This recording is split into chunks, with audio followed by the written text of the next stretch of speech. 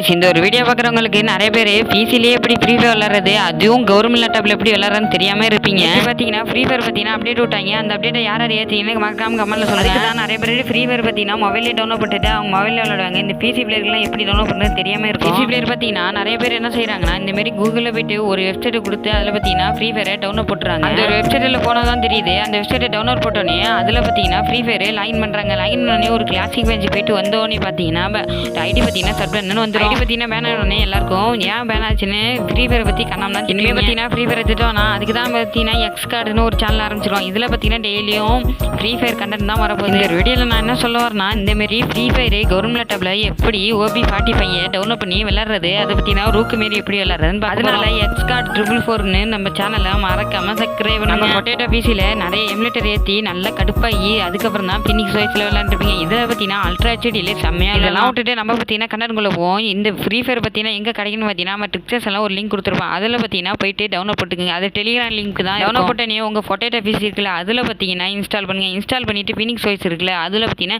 Install பண்ணிவிட்டு அதுக்கப்புறம் என்ன செய்யணும் ஓப்பன் பண்ணுங்க. அதுக்கப்புறம் நார்மலாக உங்கள் ஃப்ரீ ஃபயர் பார்த்தீங்கன்னா ரன் ஆரம்பிச்சிடும். நிறைய பேருக்கு என்ன ஒரு பிரச்சனைனா ஃப்ரீ ஃபயர் டவுன்லோட் பண்ணோன்னே வெளில போய் விளையாடுவாங்க. விளையாடும் போது ஒரு 2 நாள் கழிச்சு அது பார்த்தீங்கன்னா ஃப்ரீ ஃபயர் பார்த்தீங்கன்னா லேக் ஆரம்பிக்கும். பினிக்ஸ் வாய்ஸ் பிளேயர்லாம் வெறி ஆகிடுவாங்க. என்னடா லேக் ஆகிட்டே இருக்குது அன்இன்ஸ்டால் பண்ணிட்டு திருப்பி இன்ஸ்டால் பண்ணுங்கன்னு அன்இன்ஸ்டால் பண்ணிட்டு திருப்பி இன்ஸ்டால் பண்ணுவாங்க. ஒரு வீடியோவில் சந்திப்போம். இதுக்கு மேலே நம்ம ஃப்ரீ ஃபயர் ஃபீனிக்ஸ் வாய்ஸில் எப்படி கேம் ப்ளே பண்ணுறது ரூக்கு மாரி பண்ணுறது தான் பார்க்க போகிறோம்.